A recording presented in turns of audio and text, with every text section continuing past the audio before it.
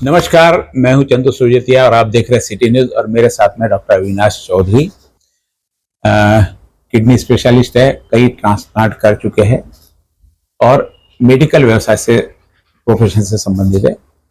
हाल ही में एक बहुत बड़ा, हम उसको स्कैम कहे, घपला कहे, घोटाला कहे, जो भी शब्दों में कहे, नीट की एग्जाम जो 720 में से 720 मार्क, जो अनबिलीवेबल, यानी पहली नजर में समझ में आ गया कि ये कुछ तो भी गलत हुआ जब 720 में से 720 मार्क मिले। तो उसकी कुछ लोग 1500 2000 लोग पकड़े गए, उनकी री एग्जाम का चला, फिर बाकी लोगों का, ये सब चीजें यानी एक इस प्रकार से सारा मैनिपुलेशन हुआ कि आम जनता के समझ के बाहर की बात है कि ये क्या हो रहा। क्योंकि यह एग्जाम डॉक्टरी व्यवसाय प्रोफेशन से संबंधित है और जो ये एग्जाम पास करते हैं और डॉक्टर के लिए पास करते हैं ना, जो मेरिट बेस पे जाते हैं डॉक्टर के लिए अपेयर हो जाते हैं। इस प्रकार की देश में करीब 25 लाख लोग इस एग्जाम को देते हैं। 25 लाख लोगों में से डॉक्टर साहब बताएंगे कितने लोगों की एडमिशन होती है, बाकी लोग क्या करते हैं, ये सारा टेक्निकल डाटा डॉक्टर साहब चलेंगे। और यह जो व्यवस्था अभी गड़बड़ाई, इस व्यवस्था में कौन जिम्मेदार है और क्या आगे भी यह ऐसे घपले चलते रहेंगे? घपले, घोटाले, हम शब्द कोई भी यूज कर ले, कुल मिला के 25 लाख लोगों की साल भर की पढ़ाई का नुकसान हुआ और इसका जिम्मेदार कौन? हमारे साथ में डॉक्टर अविनाश चौधरी। डॉक्टर साहब, हाल ही में बहुत, यानी मुझे नहीं लगता कि देश का कोई भी मीडिया समूह, कोई भी अखबार या कोई भी डॉक्टर से प्रोफेशन से संबंधित व्यक्ति जो उससे होगा, आम जनता को शायद नहीं, लेकिन आम जनता को भी पता करे नीट के कुछ तो भी घोटाला हुआ है, जबकि इससे मतलब नहीं रहता। तो क्या एग्जैक्टली घोटाला और 720 मार्क का क्या लगता है? तो बेसिकली मेडिकल प्रोफेशन अतिशय एक रिस्पेक्टेबल प्रोफेशन आहे, कारण प्रत्येक डॉक्टर हा समाजाच्या प्रत्येक व्यक्ती लाईफ अँड डेथ समोर डील करतोय। प्रत्येकाच्या आयुष्याचा हा प्रश्न असल्या कारणामुळे अतिशय संवेदनशील विषय आहे आणि डॉक्टरला समाजामध्ये अनेक वर्षापासून, प्राचीन काळापासून, मग तो वैद्य असो की कोणत्याही पॅथीचा डॉक्टर असो, त्याचा तो एक समाजामध्ये सन्मान मिळत राहिला आहे। कालांतराने काही जे बदल झालेत, ज्या एज्युकेशन सिस्टीम मध्ये बदल झालेत, वैद्यकीय सिस्टीम मध्ये जे बदल झालेत, थोडाफार डॉक्टरांचा रिस्पेक्ट दिवसेंदिवस कमी पण होत चाललाय आणि काही लोकांनी जे खरखरच प्रामाणिकपणे काम करतात त्यांना लोक देवाच्या ठिकाणी सुद्धा मानायला लागले। अशा परिस्थितीमध्ये प्रत्येक पालकांची इच्छा असते की आपल्या मुलाला आपण डॉक्टर कमावं आणि स्वाभाविकपणे जेव्हा एकदा चांगला शिकलेला डॉक्टर असतो त्याचं फायनान्शियल अर्निंग जे असतं ते सुद्धा समाजामध्ये एकदम दिसून पडतं किंवा त्याला खरखरच बऱ्यापैकी मोठ्या प्रमाणात सुविधा, प्रिव्हिलेज आणि पैसे मिळायला लागतात। तर प्रत्येक पालकाची स्वाभाविकपणे इच्छा असते की एक सिक्युअर्ड प्रोफेशन आहे, पैसा येत राहणार आहे, त्या प्रकारचं त्याला लाईफ सुद्धा मिळतं, ॲश्युअर्ड मिळतं आणि सोशल रिस्पेक्ट सुद्धा मिळायला लागतो। म्हणून प्रत्येक पालक हा हे स्वप्न बघतो की आपल्या पोराला आपण डॉक्टर करायला पाहिजे। सोबतच इंजिनियर सुद्धा करण्याचे सुद्धा लोकांचे स्वप्न असतात, वकील करण्याचे सुद्धा स्वप्न असतात। पण हा मागील 20 वर्षाचा जर तुम्ही पाळा जर बघितला तर डॉक्टर बनवण्याकडे मागे पुष्कळ लोकांचा मोठ्या प्रमाणात ओढ आलेला आहे। इंजिनिअरिंगकडे जे मुलांचा, ज्या लोकांचा, मुलांचा किंवा पालकांचा जास्त कल होता, ते शक्यतो या दृष्टीने बघायचे की आपल्या मुलाला बीई करायचं, बीटेक करायचं आणि नंतर त्याला एमटेक करण्याकरता किंवा पुढच्या पीएचडी करण्याकरता स्टेटला किंवा परदेशात पाठवायचं। ते अशा वेगळ्या प्रकारच्या विचारधारा असल्या कारणामुळे प्रत्येक पालकाला वाटायचं की आपला मुलगा आपल्या सोबत राहावा, त्यांनी ते मोठं हॉस्पिटल बांधावं, नाव कमवावं। त्यामुळे मागील 10 वर्षांमध्ये नीटला अपियर होणाऱ्यांची संख्या अतिशय झपाट्याने वाढत गेली आहे। त्यात अतिशय एक महत्वाचा मुद्दा सुद्धा आहे की जेव्हापासून सीबीएसईच्या एक्झाम्स लागायला लागल्या, नवीन एज्युकेशन पॉलिसीज यायला लागल्यात, 8वी पर्यंत मुलांना फेल करू नका, त्यांना पास होऊ द्या, आणि एक कॉर्पोरेट करप्शन ज्याला म्हणतो आपण किंवा कॉन्स्पिरसी, त्या माध्यमातून सुद्धा अनेक विद्यार्थ्यांना पैकीच्या पैकी मार्क सीबीएसई मध्ये 10वी मध्ये 99%, 98%, 100%, 110% मार्क, कारण जेव्हा ते 2-3 सब्जेक्टचे काय कॅल्क्युलेशन करतात अशा प्रकारचे मार्क जेव्हा पालकाला, विद्यार्थ्याला मिळतात तर प्रत्येक पालकाला हे सुडो फिलिंग येतं की आपला मुलगा खूप हुशार आहे आणि ही कॉन्स्पिरसी मध्ये, त्या ट्रॅप मध्ये येतात आणि त्यामुळे हे जे प्रायव्हेट कोचिंग क्लासेस आहे फार फ्लरिश व्हायला लागले आहेत की आपल्या मुलाला आपण उच्च प्रकारचं शिक्षण दिलं पाहिजे, प्रायव्हेट कोचिंग दिलं पाहिजे म्हणजे तो डॉक्टर होईल। पण यांचा सक्सेस रेटचा जर तुम्ही स्टॅटिस्टिक जर काढाल तर कोटाला जवळजवळ समजा 1 लाख विद्यार्थी जर शिकत असले तर फक्त 500 विद्यार्थी सक्सेस होतात. 5% सुद्धा सक्सेस रेट 5% नाही. भी क्या है, 5% से 5,000 लगते हैं. हाँ हाँ, उतना भी सक्सेस रेट नहीं है. 0.5% हो गया है. मैक्स टू मैक्स 2 to 3% लोग सक्सेस हो जाते, बाकी सब फ्रस्ट्रेशन में रहते और मल्टिपल अटेम्प्ट देते रहते. त्या धर्तीवर ते जे हे आहे, जी जी धुंद आहे, जी त्या प्रकारची जी ट्रेंड आहेत, ती सगळ्या भारतभर पसरली.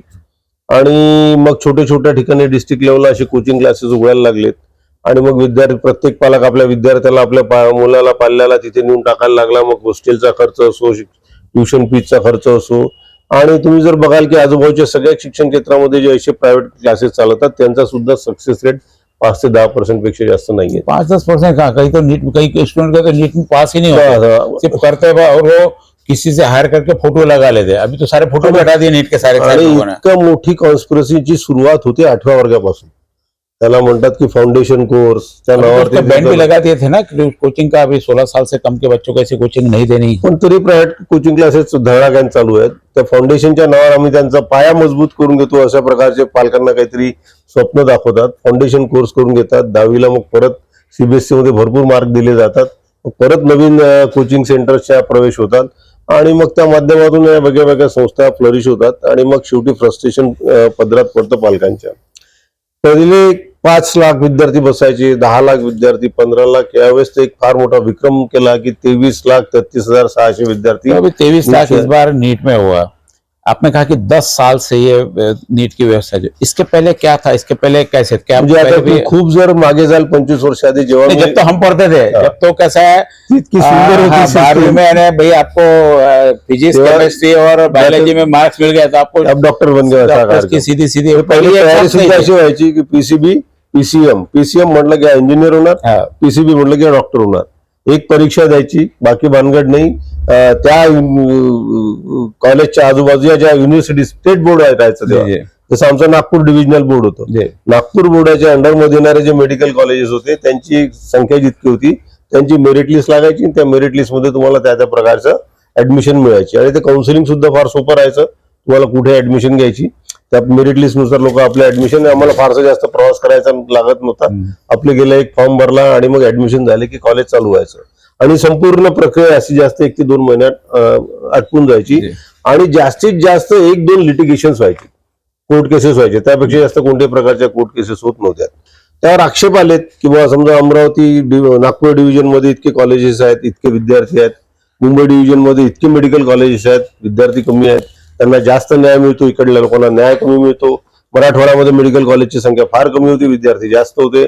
त्यामुळे मग अशी सिस्टम डेव्हलप केली की प्रत्येक स्टेटने आपली आपली सीईटी घ्यायची, आपली स्टेट के आगे, फिर पहले लोकल थी, बाद में स्टेट पे आगे. स्टेटची आली, स्टेटची एक्झामिनेशन होता. मग स्टेटच्या ऍडमिशन काही दिवस चालल्या. स्टेट में ये प्रॉब्लम आएगा, फिर इसकी ज्यादा उसकी कम. स्टेट वाईज मग हे आलं की या स्टेटमध्ये मेडिकल कॉलेज, काही स्टेट अशी होती ते मेडिकल कॉलेजेसच नव्हते. मग त्या स्टेटच्या विद्यार्थ्यांनी काय करायचं, मग त्यांच्यासाठी विशिष्ट कोटा रिझर्व्ह करण्यात आला. All India quota plus state quota. म्हणजे ऑल इंडिया कोटामधून मग ते लोक, ते विद्यार्थी अप्लाय करत होते आणि पूरा ग्लोबलाइजेशन इंडिया का. पण रिझर्वेशन होतं स्टेटसाठी. या स्टेटसाठी तुम्हाला एवढं रिझर्वेशन राहणार, बाकीचे बाहेरचे 30% साठी. मग त्यांचे काउन्सिलिंग, त्यांची मेरिट लिस्ट आणि प्रक्रिया जवळजवळ 5-6 महिने चालायची. सिस्टम कॉम्प्लिकेटेड याच्यासाठी होत चालली आहे दिवसेंदिवस, की लिटिगेशन खूप होत चालले आहेत आणि विद्यार्थ्यांची संख्या वाढत चाललेली आहे.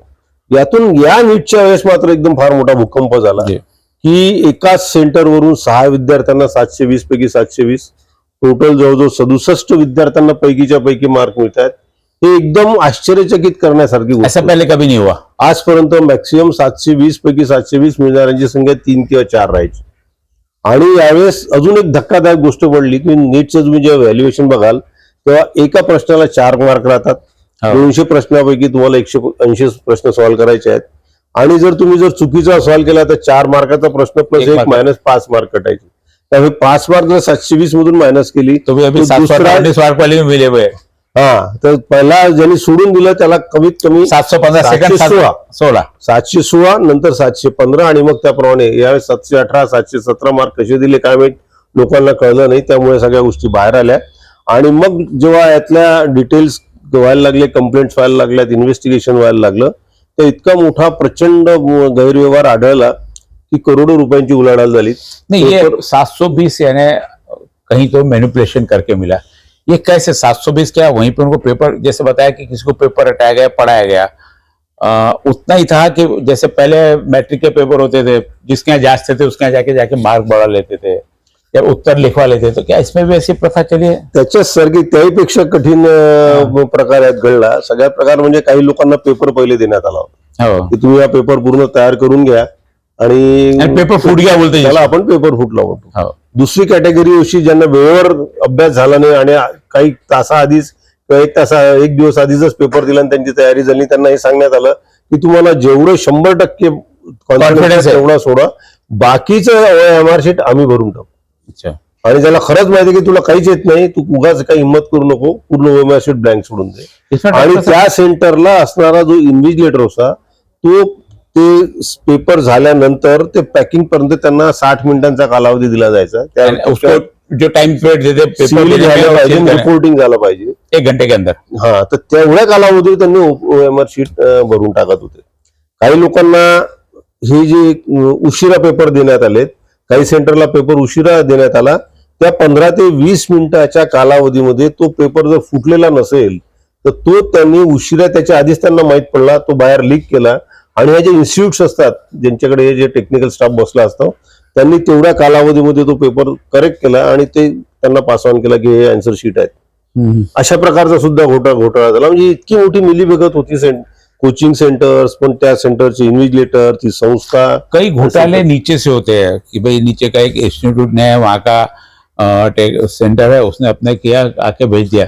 ये तो आप जिस ढंग से बताया, ये तो पूरे ऊपर से नीचे नीचे तक है पूरा. आता त्याचे पायामुळे तर मंत्रालयापर्यंत पोहोचलेत, बिहारपर्यंत पोहोचलेत, गोधरा म्हणजे गुजरात पर्यंत पोहोचलेत. त्यातले की आमदार खासदार सुद्धा या मध्ये गुंफलेले आहेत. काही विद्यार्थ्यांची स्टेटमेंट आहे की आम्हाला यांच्या घरी इतकं वाजता बोलावलं होतं, आम्हाला अशा प्रकारचे ट्रान्झॅक्शन दिले, इन्स्ट्रक्शन देण्यात आलेत. काहींचे चेक पेमेंट आहेत जे पकडल्यावर जवळजवळ 24 कोटी रुपयाचे चेक पेमेंट आहे. कॅश पेमेंटची किती उलाढाल झाली सर माहित नाही. एवढ्या मोठ्या प्रकारचा घोटाळा. मी त्या घोटाळ्याला महत्व देण्यापेक्षा, महत्व तर देतोच अर्थात, हा काही विसरण्यासारखा प्रकार नाही किंवा त्याला आपण माफ करता येणार नाही, पण त्यांची cost is at the cost of innocent people. इथे काय आहे की मेरिट लिस्ट लागणार आहे. जर ज्या लोकांना डिझर्वेशन नाही, ज्यांची ऐपत नाही आहे तेवढी मार्क किंवा त्यांची बुद्धिमत्ता नाही तेवढी मार्क मिळवायची, वो डॉक्टर बनने वाले हैं. त्यांनी ते डॉक्टर होणार आहेत, ते समोर जाणार आहेत आणि जो खरोखर डिझर्व करतो त्याला मार्क मिळून देणार आहे. त्यांनी आपल्या मेहनतीवर 690 मिळाले. स्वप्न होतो की मला ऑल इंडिया इन्स्टिट्यूटला ऍडमिशन मिळेल किंवा 710 मार्क मिळाले, मला ऑल इंडिया इन्स्टिट्यूटला ऍडमिशन मिळेल. पण 710 आणि 712 मार्काची मेरिट लिस्ट जर बघितली तर हजारोच्या संख्येमध्ये आणि ऑल इंडिया इन्स्टिट्यूटचे ऍडमिशन हजारों की संख्या में. डॉक्टर साहब जो घपला हो तो घपला तो हजारों का नहीं हुआ ना, घपला तो मैनिपुलेशन तो कुछ लोगों के, इतने लोगों का घपला. यही तो प्रॉब्लम है. किसको ग्रेस मार्क का घपला हो गया, किसको पेपर मिलने का घपला हो गया, किसको डायरेक्ट घपले में मिक्स हो गया. वो नया पैटर्न हो गया. ये सिर्फ मार्क थोड़े से लेके करते, ग्रेस मार्क का पैटर्न है तो शायद ये पता भी नहीं लगता. आणि ग्रेस मार्क्सच्या गाईडलाईन सुद्धा ज्या आहेत त्या सुप्रीम कोर्टाने दिलेल्या त्यांचे सुद्धा क्लिअर कट गाईडलाईन्स नाही आहेत. त्यांनी स्वतःच्या मनाने 20 ते 25 मिनिट उशिरा पेपर झाला म्हणून 60 मार्क ग्रेस दिले फुकट में ग्रेस मार्क. पहिलेची जी कन्सेप्ट होती ती ग्रेस टाइमला डिले टाइमला ग्रेस टाइम लेट हो गया तो उसमें कंपनसेशन दे दिया, 20 मिनट का नुकसान भरपाई दे दी उसकी मार्क्स के रूप में. हाँ, पहले टाइम के रूप में टाइम दिया के रूप में जाता टाइम था, देते थे. उन्होंने मार्क्स के रूप में दे दिया और बोलता है it is as per the directions of the directive of the court. कोर्ट्सने असे कोणत्याही प्रकारचे डायरेक्टिव्ह दिलेले नाही की 1 मिनिट डिलेसाठी इतके मार्क द्यायचे आणि 5 मिनिटाच्या डिलेसाठी किती मार्क द्यायचे. आणि स्वतःच आपला डोकं अप्लाय करून 60 मार्क पर्यंत जी ग्रेस दिली. म्हणजे ज्यांना 650 मार्क आहेत समजून घ्या, त्याला ग्रेस दिले तर 710 झाला. ज्याला 640 मार्क मिळाले त्याला ग्रेस दिली तर 700 झाले मार्क. किती मोठे 60 आणि 70 मार्काची ग्रेस. 690 दूंगा उसको 60 मार्क की ग्रेस तो 720 में चले गया. 720 में एग्जाम में अटका दे रहे. 720 में एग्जाम ग्रेस कम मिल गई उनको. एंड वो G9 भी हो सकता ना, वो जुनैन था 690 के लिए. हाँ, और उसको ग्रेस जो थी तो 720 में वो भी अटक गया. वो भी आ गया. अब ये जो री एग्जाम का दे रहा अभी आता त्यात काय झालं की ज्यांचे डायरेक्ट ट्रान्झॅक्शन्स पकडल्या गेलेत, फायनान्शियल ट्रान्झॅक्शन, ज्यांचे ऑडिओ व्हिडिओ झाले, ज्या स्टुडंट्सचे इन्क्वायरी झाल्यात, त्यात 1550च्या आसपास मुलं आहेत. तर कोर्टाने सांगितलं की एवढ्या मोठ्या मुलांची एक्झाम घेता येणार नाही, यांची री एक्झामिनेशन घ्या आणि त्यांच्या री एक्झामिनेशन नुसार त्यांचं जे कॅलिबर राहील. हा basically it is a tip of the iceberg. हा तुम्हाला जो वर दिसतो तेवढाच आहे, त्याच्या खाली एवढा मोठा आईसबर्ग आहे. त्यामुळे ह्या सगळ्यांवर न्याय करता येणार नाही अशी इनोसंट लोकांची रिक्वेस्ट आहे की अशा अनेक स्टुडंट आहेत जे आतापर्यंत एक्सपोज झाले नाही, ज्यांनी याचा फायदा घेतला आहे. आपने बताया कि लोग एक्सपोज हो गए, पेपर में कहीं पे थोड़ी कॉपी पढ़ते करते 3-3 साल के लिए उनको रेस्टिगेट कर देते थे, 3-3 साल का पहले नियम, कहीं 1 साल हुआ, कहीं 1 टर्म हुआ, ऐसे अलग अलग. तो आप जो री एग्जाम की बात कर रहे हैं, क्या पेपर लीक करना, ऐसे पेपर मारना, ये क्राइम नहीं है? It's a very severe crime. अब प्रॉब्लम हो रहा है कि बच्चे जो आते हैं इस प्रकार से उसको आप डबल चांस दे सकते. प्रॉब्लम इसके लिए कोई प्रोविजन नहीं. फिर लीगल एस्पेक्ट ऐसा है कि बच्चे माइनर में आते हैं, माइनर आते हैं और वो इनोसेंट है, और जिन्होंने किया है वो उन पे अगर क्रिमिनल चार्जेस लगेंगे, और बच्चे तो इनोसेंट है, वो तो 18 साल से नीचे है बेचारे, अंडर ग्रेजुएट. तो पता है ना, लेकिन हम गलत कर रहे हैं. और वो तो इनोसेंट है ना, कोर्ट तो बोलता है इनोसेंट है वो. उनको तो मालूम है इनोसेंट में री एग्जाम देंगे, और क्या उनपे क्या पनिशमेंट. बहुत बड़ा नुकसान नहीं है कि सब चीजों का पूरा सिर्फ बच्चों का ही नुकसान नहीं, सोसाइटी का भी नुकसान है. इस तरह की ट्रेंड हो रही है. इनोसेंट बोलते हैं, यानी कोई ने फर्स्ट ईयर का भी पेपर को कॉपी किया, रेस्टिगेट तो वो भी होता. कैसे आप रेस्टिगेट, तो फिर उस टाइम वो फर्स्ट ईयर का रेस्टिगेट का हो, फर्स्ट वो तो इनोसेंट नहीं है ना. बच्चे भी स्कूल में जो होते थे उससे सिर्फ मार्कशीट ले लिया जाता था, उसको छोड़ दिया जाता था. लिख भाई, कॉपी पकड़े हुए घर पे जाए, तेरे को जितने अभी तक मार्क मिले उतने हम दे देंगे. उसको एग्जाम से बाहर डिबार कहा होता था. यानी ये जो आप बता रहे हैं कि भाई इन पे कोई कार्रवाई नहीं होंगी, ये प्रकार तो आगे भी चलता रहेगा ना ऐसे, उसको कार्रवाई के लिए बच्चे का लाइफ तो खराब हो नहीं रही. पॉलिटिकल नेक्सस है, इतना बड़े कारपोरेट हाउस इसमें इन्वॉल्व है, बड़े बड़े इंस्टीट्यूट इन्वॉल्व होने के कारण ये अभी कुछ दिन तक मेरे को लगता है ऐसा चलेगा. सबसे इंपॉर्टेंट बात क्या है कि इसमें पूरी प्रक्रिया डिले होती जा रही है जी. एडमिशन की प्रक्रिया जब डिले होती है तो 1 महीना तो डिले कम से कम हो गया. अभी ज्यादा होगा. अभी तो री एग्जाम होने वाले, उनके क्या मेरिट लिस्ट का पता नहीं. अभी तो उनको गाइडलाइंस करनी किसके लिए, 8 तारीख को पूरी 25 लोगों की, 1500 लोगों की लेनी है. 8 तारीख को सुप्रीम कोर्ट में हियरिंग होगा. कोर्ट में तो डेट पे डेट होती है, और लिटिगेशन आएंगे. लोग बोलेंगे अगर 1500 की एग्जाम होती तो मेरे बच्चे की क्यों नहीं री एग्जामिनेशन होनी चाहिए. उसके भी राइट्स है कि उसमें भी फिर से एग्जाम देना चाहिए. वो बोलेंगे अगर उसकी एग्जाम होती तो फिर बाकी लोगों की एग्जाम क्यों नहीं है. तो ये सिलसिला चलते रहेगा. क्योंकि मेरे को अच्छी तरह से याद है कि मेरे बैच में जब मैंने एमडी के एग्जाम क्वालिफाई किया था, तब 24 लड़के हम अपियर हुए थे, और 24 में से किसी को बिब्लियोग्राफी यानी थीसिस के पीछे का इंडेक्स अच्छी तरह से बिब्लियोग्राफी लिखी नहीं थी करके फेल किया था. किसी को थ्योरी में फेल किया था, किसी को थीसिस में फेल किया था, किसी को प्रैक्टिकल फेल किया था.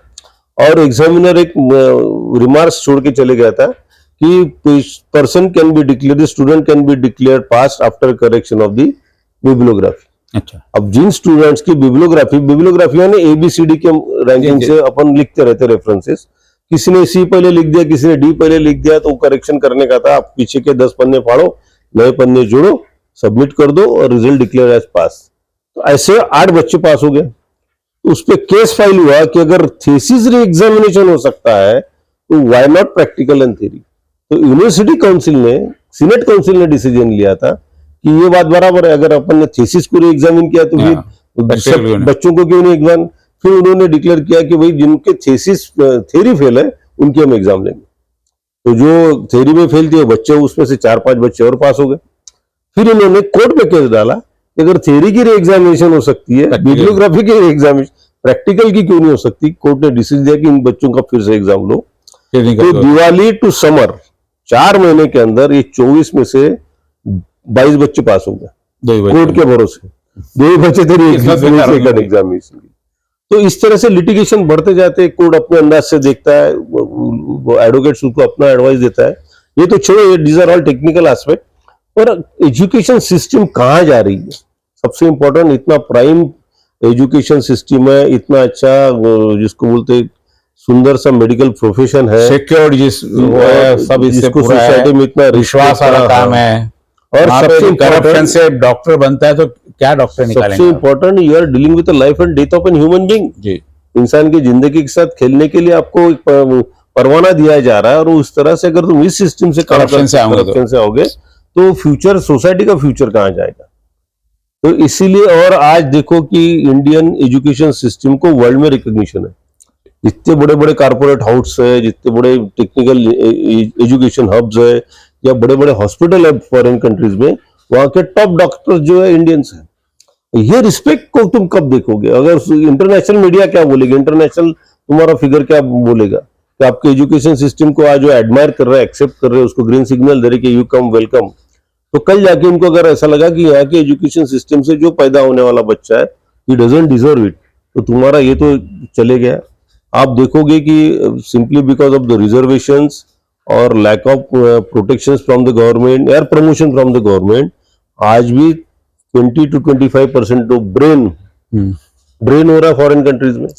लोग सिलिकॉन वैली अपने यहाँ का स्पेशली इंजीनियरिंग फील्ड में तो बहुत ज्यादा ड्रेन हो रहा है, उसके भरोसे इनकी इकोनॉमी ग्रो हो रही है। टेक्नोलॉजी में तो पूरा उधर ही जा रहे हो लोग। तो इस सिस्टम को मेरे को लगता है कि सोसाइटी ने प्लस गवर्नमेंट ने बहुत सीरियस मोड पे देखना चाहिए। इतनी हार्ड पनिशमेंट होनी चाहिए कि ताकि सिस्टम इस तरह का रिपीट न हो, और इसको एक बार इस तरह का सिस्टम एस्टैब्लिश करना। क्या है, जैसे बहुत ज्यादा होगा उनके पेरेंट्स पे फाइनेंशियली ये कर देंगे, पनिशमेंट कर देंगे, क्योंकि क्या अब उसको तो सिद्ध करना है कि लड़के ने लिया, कि माँ बाप ने लिया सारा सारा, और लड़के को आप कहते इनोसेंट है, उसको कुछ होना ही नहीं है। The student is innocent, court can not punish them. फिर हो गया ना, पनिशमेंट होंगी जिन्होंने पैसे लिए, जिन्होंने इस सिस्टम इस चीज को चैनलाइज किया, दे विल बी पनिश्ड। और कोर्ट में पनिशमेंट भी क्या लॉज है, 5-7 साल की पनिशमेंट है जी, 10-15 हजार का 1 लाख। आज बना है लॉ 10 साल के लिए पेपर फुटी का, आज बना है, तो आज जो बना है लॉ इसमें चालू हो जाएगा। आपने law I don't know this will be applicable to it, इसको लागू है क्या करके, ऐसे लागू कि इससे पहले जो गुना उसको लागू, आप गुना फ्रॉम द बैक डेट इसे अप्लाई होता है कि नहीं होता है, ये लॉ एप्लीकेबल है कि नहीं है, क्योंकि उसमें स्पेशल प्रोविजन होनी चाहिए। जो भी रेजोल्यूशंस पास होती है, अमेंडमेंट्स होती है, दो मामले है ना, एक तो पेपर फुटी प्रकरण है, लॉ पेपर फुटी का बना, दूसरा मैनिपुलेशन जो आपने बताया कि वो 60 फाइनेंशियल ट्रांजैक्शन, नहीं फाइनेंशियल तो सेकंड बात, यानी इसमें मैनिपुलेशन कहाँ है? एक तो पहले पेपर फुटी की, रात में पेपर मिल गया, हमने याद कर लिया, हमने लिख डाला, पूरा हम पास हो गए। दूसरा है कि पेपर जिसने नहीं लिखा, ब्लैंक छोड़ के गया, उसको लिख के दे दे रहा मार्क्स आ, करेक्ट वो तो ग्रेस मार्क का, ग्रेस मार्क तो चलो, ग्रेस मार्क तो एक नियम हटा के हटाया जा सकता है, 60 मार्क सुधारना हो सकती है, ग्रेस मार्क नहीं मिलेंगे, टाइम के बदले टाइम दिया जाएगा, ये हो सकता। लेकिन जो ये 60 मिनट की गैप है, ये तो एक नई सिस्टम सबको मालूम पड़ गई है, तो ये तो इंडिविजुअल हर जगह सेंटर पे पूरा मैनेज कर सकता है। इसको रोकने के लिए क्या प्रयास रहेंगे? कुछ तो कुछ प्रयास, उनको कुछ गाइडलाइन तो देने पड़ेंगे, सुप्रीम कोर्ट को डायरेक्टिव देने पड़ेंगे, इस तरह के मार्क्स नहीं दिया जा सकता, टाइम को टाइम ही दिया जा सकता है, इससे ज्यादा कुछ नहीं हो सकता। तो ये डिसीजन कुछ ना कुछ हार्ड कोर डिसीजन निकलना चाहिए। इंपॉर्टेंट इसमें क्या है कि अगर गवर्नमेंट डिक्लेयर करती री एग्जामिनेशन, कुछ बच्चों ने, क्योंकि अभी नीट की एग्जाम होने के बाद और रिजल्ट के बीच में काफी सा समय चले गए, अपने नोट्स भेज दिए, मेरा काम हो गया करके हो गया, मेरा काम हो गया, किसी ने अपने और कजिन को दिए, डिस्टेंस रिलेटिव्स जगह छोड़ के आ गए, वापस माइग्रेट हो गए, अपनी जगह रिसीव आ गए। जरूरी नहीं कि सबका रिटर्निंग पावर सेम रहेगा, जो लिंक से वो पढ़ाई कर रहा था अब फिर से एकदम से नहीं आएगा वो, तो ये जो लॉसेस का, इसका कॉम्पेंसेशन कौन देगा? इसका कॉम्पेंसेशन एग्जाम में मैंने देखा था कि मैंने कोई कॉम्पिटिटिव एग्जाम दी, उसमें यानी सारे ऑब्जेक्टिव क्वेश्चन रहते हैं, इसमें ऑब्जेक्टिव रहते हैं, सब ऑब्जेक्टिव, एक मार्क करनी, 4 में से 1 करना है, सही है तो 4 मार्क है, नहीं तो 1 मार्क आपका कट जाएगा। तो उससे हमने देखा था कि जो सीक्वेंस से रोल नंबर रहते थे, अगले वाले के पेपर ऐसे 3 सेट आते थे, तो इसमें भी वैसे 3 सेट है, एक ही सेट निकलता है? नहीं, अलग अलग क्वेश्चंस, अलग अलग क्वेश्चंस के सेट रहते हैं। हाँ, पीछे वाला अगले की कॉपी नहीं कर सकता, कॉपी नहीं हो सकता है। इंपॉर्टेंट वो है, और इनके रूल्स रेगुलेशन देखो ना, स्लीपर पे जाओ, टी शर्ट लगेगा, पॉकेट नहीं लगेगा, ईयरफोन नहीं चलेगा, मोबाइल नहीं चलेगा, वॉच नहीं चलेगा, टी शर्ट, जूते में लोग जूते ब्लूटूथ लोग लेके जगह नहीं, पर इतने स्ट्रिक्ट अगर तुम्हारे नॉर्म्स है तो you should be transparent in the examination also. तुमको पानी की बोतल अलाउड नहीं है, अगर बोतल लेने जानी तो उसको रैपर भी नहीं चल रहा, एकदम ट्रांसपेरेंट बोतल होनी चाहिए, नहीं तो बोलती उसके अंदर भी आप कॉपी करोगे। इतने सारे रिस्ट्रिक्शंस, और एग्जाम सेंटर पे आपको 1.5 आवर, 1.5 घंटा पहले जाके रिपोर्ट करना है, उस हॉल में बैठना है जहाँ ना तो वेंटिलेशन है, ना कूलिंग सिस्टम है, वो सारी चीजें, उसमें आप करेक्शन भी नहीं कर रहे हो, और इस तरह के करप्शन हो रहे, तो जो इनोसेंट बच्चा है बेचारा, उस पर क्या गुजरती होगी। Important is the family who is suffering with this, जो बच्चे सफर हो रहे हैं, जो साइकोलॉजिकल ट्रॉमा है, ऑलरेडी 5, 10, 15, 20 बच्चे सुसाइड करते हैं कोटा जैसी जगह। पैन इंडिया का अगर तुम ग्राफ स्टैटिस्टिक्स निकालो तो 50 के ऊपर हर बार नीट के बाद बच्चे सुसाइड कर लेते हैं। कुछ तो बच्चे करके कर लेते बिना एग्जाम के, वो प्रेशर सहन नहीं कर पाते पढ़ाई का। इस सिस्टम को कहीं तो भी, एक तो सबसे पहले मैं समझता हूँ कि 25 लाख बच्चे को नीट एग्जाम देने के, वेदर दे डिजर्व इट और नॉट डिजर्व, सही में 25 लाख बच्चे डॉक्टर बनने के काबिल है या नहीं है? अब वो काबिल कैसे ठहराए गए? इंस्टीट्यूट तो के बिजनेस है ना सारे इंस्टीट्यूट। वही बोल रहा हूँ, this conspiracy has to be studied. तुमने सीबीएसई में इतने ज्यादा मार्क कैसे दिए? वहां सबसे ज्यादा कॉन्स्पिरेसी है। तुमने इतने सारे मार्क दे दिया तो हर रिक्शे वाले को भी, यानी जो पुरानी मैट्रिक के रिजल्ट निकलते थे, टफ एग्जाम होती थी, 37% लेना मुश्किल था, पास हो गया तो बहुत बड़ी बात होती थी। तो अभी तो है ना, जितने मार्क मिलते उसमें 3 लोग पास हो जाते थे उस समय। इतना रिलैक्स वो कि बच्चे 8वीं तक पहले तो एग्जाम नहीं देते, उसके बाद 10वीं में एग्जाम देके तो 100% मार्क लेके पास होते। इसको सादे गणित आते नहीं, पहाड़े आते नहीं, कुछ आता नहीं, और उनको इतना सारा मार्क। बेसिक पुरानी पढ़ाई वापस लानी पड़ेगी जो होता था पहले। Examination system has to be very stringent and strict, merit and merit, कोई प्रमोशन नहीं उसमें। तुमको बच्चों को साक्षरता के चक्कर में, हम साक्षरता का परसेंटेज बढ़ाने के चक्कर में कई गलत दिशा से भटक ये कम कर दे, उसका नॉलेज कम कर रहे हो, और उसके कारण आप देख रहे हो कि और उस पर कोई भी इजीली पास होगा, उस पर कोई फेल्यूर का टैग और प्रेशर नहीं है कुछ नहीं। लेकिन जब जाके वापस कोटा में जाता है वहां उसको फेल्यूर का टैग लेता है तो फिर सुसाइड की तरफ कन्वर्ट होता है, उसको डिप्रेशन में चले जाता है और सुसाइड कर लेता है, क्योंकि उसने जिंदगी फेस ही नहीं किया, रूप से मजबूत नहीं है। 10वीं में उसको इतना उठा लिया लोगों ने, दे के सपोर्ट दे के मैट्रिक में अच्छे परसेंटेज लाए थे। जैसे हमारे साथ में डॉक्टर अविनाश चौधरी, जिन्होंने अभी फिलहाल में जो व्यवस्था चल रही है, यहाँ से नहीं कि हमको नीट में कितने मार्क मिले, मैट्रिक से ही जब पूरा उसका इतना होता है कि 25 लाख लोग, सेमी क्या 25 लाख लोग, और डॉक्टर की सीट कितनी है डॉक्टर साहब? 50,000 लोगों के लिए, यानी 10% भी नहीं, यानी 1% टोटल, इसमें से 2% लोगों के लिए ये, और उसके लिए इतना बड़ा, और करीब नहीं होता, मुझे लगता है कि करीब ये बिजनेस 100 करोड़ 1000 कोटा का एक साल का टर्नओवर 10,000 करोड़ का है। 10,000 करोड़ का, कोटा से स्टूडेंट 1 लाख स्टूडेंट, पूरा कोटा का लाख 10,000 इंटू 25, एक सेंटर की बात है। जैसे इंस्टीट्यूट दिल्ली में, बॉम्बे में, ऑल ओवर पैन इंडिया कितने चलते हैं? अमरावती के आजू बाजू करीब इतना, इस सिर्फ एक कोचिंग इंस्टीट्यूट, वो भी सिर्फ 50,000 लोगों को डॉक्टर्स के लिए एडमिशन दे रहे। बाद में एडमिशन के खर्चे बहुत ज्यादा, इतनी बड़ी इंडस्ट्री यहाँ पर है, और इसमें सुविधा के नाम पर कि जैसे सेंटर पे पानी नहीं है, सेंटर पे पंखा नहीं है, सेंटर पे वेंटिलेशन नहीं है, उस प्रेशर में वो एग्जाम देता है, और एग्जाम देने के बाद में जो 1 घंटे का ग्रेस पीरियड में, उसमें जो क्वालिफाइड नहीं है, जो डिजर्व नहीं करते, उन बच्चों को पास करा देने की प्रक्रिया है। निश्चित रूप से भी एक और चिंतित विषय में और सामने आपके सामने रखना चाहूंगा कि जितने भी कोचिंग सेंटर्स है, इनका सबका और कोई स्कूल के साथ टाई अप है। जैसे अगर आकाश में कोई बच्चा एडमिशन लेता है तो बताता कि फलाना कॉलेज में जाके एडमिशन करा लो, आप 11वीं 12वीं पास हो जाओगे, आपको रिटर्न आंसर शीट। जाते नहीं कॉलेज में जाने का काम ही नहीं है। टोटल इंस्टीट्यूट से किस प्रकार करप्शन करना, पढ़ाई का करप्शन, पैसा करप्शन, तो पढ़ाई भी एक प्रकार करप्शन है कि भाई नहीं, एग्जाम देके आपको वहीं जा रहा और आपने पास हो जाना, ये सिस्टम वहां से चल रही। तो निश्चित रूप से बहुत बड़ा प्रश्न इन कोचिंग क्लासेस पे आता है। कोचिंग क्लासेस पूरे हावी हो चुके हैं, गवर्नमेंट के ऊपर हावी हो गए, पॉलिसी के ऊपर हावी हो चुके हैं, और कारपोरेट का जो हावी होना है एजुकेशन सिस्टम में, ये पूरे समाज के लिए आने वाले दिनों के लिए बहुत हानिकारक है। इसको आज ही अंकुश लगाना जरूरी है। अब कोचिंग क्लास का, डॉक्टर साहब आप जो पढ़ते, हम पढ़ते थे, यदि हमने ट्यूशन लगाया था, ट्यूशन लगा ली किसी, तो हमको लगता है बुद्धू बच्चा कर ट्यूशन लगा रहा, तो सारे मायने बदलते चले गए पढ़ाई की। कोचिंग अभी पढ़ाई के लिए जरूरी है, पहले जिसको नहीं समझता था उसके लिए ट्यूशन और कोचिंग होती थी, तो आजकल जिसको ज्यादा अच्छा पढ़ना उसके लिए कोचिंग, और कोचिंग स्टूडेंट की एड, विज्ञापन और उनका प्रलोभन कि हमारे यहाँ से नीट में ऐसा ऐसा, लोग आकर्षित होते हैं, और बच्चा भी जिद करता है कि मेरा दोस्त उस इंस्टीट्यूट में जा रहा तो मुझे भी आप भेजो। उसकी कैपेसिटी है नहीं है, क्योंकि कई लोगों का एप्टीट्यूड टेस्ट रहता है, वो भी शायद लोग लेते नहीं लेते, पता नहीं कि क्या डॉक्टर बनने लायक सही में आपका बच्चा नहीं, तो 2 साल उसके साथ मेहनत कराना, और 2 साल बाद जब वो उस चीज में सफर, क्योंकि 50,000 लोग ही मेरिट बेस पे लेने हैं, तो 23-24 लाख लोग जो फेलुअर है उनका क्या? इस पर और एक छोटा सा एक एडिशन में जो टॉप अप करना चाहूंगा कि हर बच्चे का अपना इंडिजिनस टैलेंट होता है। जैसा डॉक्टर का बच्चा डॉक्टर ही बनेगा जरूरी नहीं, वो आर्टिस्ट भी बन सकता है अच्छा, और कोई भी फील्ड में अगर वो सक्सेसफुल है तो उसके लिए एजुकेशन कोई जरूरी नहीं है। सचिन तेंदुलकर अपने सामने, विराट कोहली अपने सामने, इतने बड़े बड़े एग्जाम्पल्स है कि इन्होंने 10वीं या बॉलीवुड के स्टार्स देखो, या पता नहीं कितने मार्क मिले होंगे, पास हुए नहीं हुए, कितने मिले, उन्होंने अपने फील्ड में अपना नाम रोशन किया है।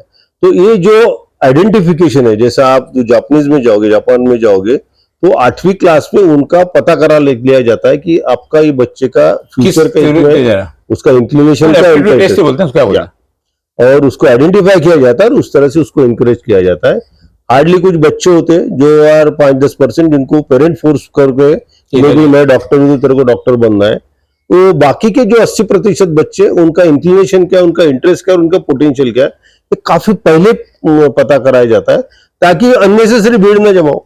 जैसे नीट में भीड़ जमा हो रही है जी, सब अपियर हो रहे हैं, करोड़ों रुपए का गवर्नमेंट रेवेन्यू जनरेट कर रही है। बच्चा है ना, मेरा दोस्त जा रहा है इसलिए मुझे जाना है, उससे पता नहीं होता कि क्या करना है करके। बच्चा नहीं है, कारपोरेट ने सीबीएसई में इतने सारे मार्क देके झूठे ख्वाब बच्चों, पालक को, पेरेंट्स को दिए है।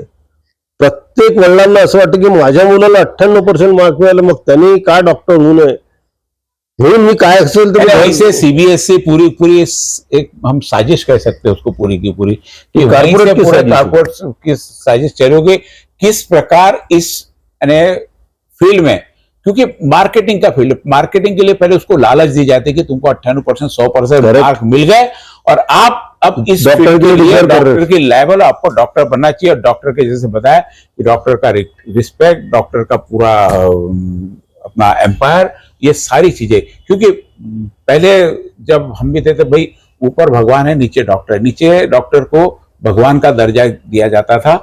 और पहले तो मुझे याद है कि जब हम लोग छोटे थे कि घर में कोई छोटा मोटा फंक्शन भी रहा तो वहाँ फैमिली डॉक्टर आके उसमें सलाह देता था, एक सलाहकार के रूप में भी डॉक्टर उस समय, वो रिस्पेक्ट, फैमिली का मेंबर करके उसको, वो समाज में रिस्पेक्ट था। वही रिस्पेक्ट को अब ये प्रोफेशनलिज्म में कहाँ ले जाएगा, ये तो आने वाला समय बताएगा। डॉक्टर साहब ने बहुत अच्छी जानकारी आपको दी।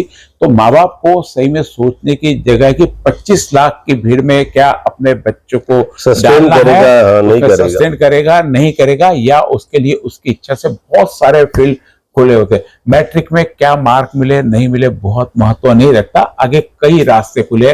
अपने बच्चे को सही दिशा दीजिए, उसकी जरूरत समझिए, उसके शौक समझिए, और झूठी दौड़, झूठे प्रलोभन, मैट्रिक में 100% मार्क लेके बहुत कुछ हासिल नहीं कर लेते। लेकिन कोशिश करिए कि अपने बच्चे को सही दिशा मिल सके। डॉक्टर साहब नमस्कार। Thank you sir.